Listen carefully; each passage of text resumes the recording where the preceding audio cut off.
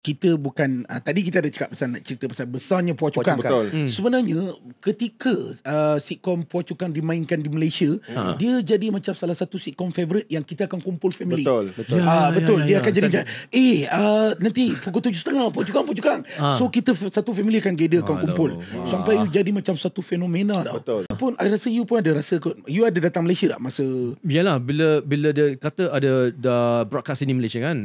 Then after that dia orang ada buat macam lookalike contest. So Di Malaysia? Di Malaysia. Okay. Datang KL Mid Valley kan, live show. Okay. So ada orang dari Pahang lah, ada Penang lah, ada apa kan, datang sana top 10 lah Okay. Habis saya macam PCK, saya jadi judge, hakim. Okay. So saya choose. Okay, winner. Okay. Bila saya masuk itu Mid Valley kan, 4 story kan, 4 tingkat kan, full.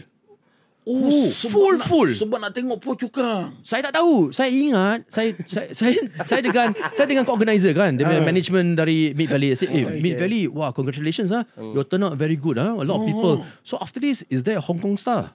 Dia kata no Hong Kong star, only Sebab you ingat ada Hong Kong star Saya ingat lepas aku tu ada apa Hong Kong star ke apa, big star kan, superstar datang. Itu pasal banyak orang. Dia kata tak ada, untuk you je. Saya gila really.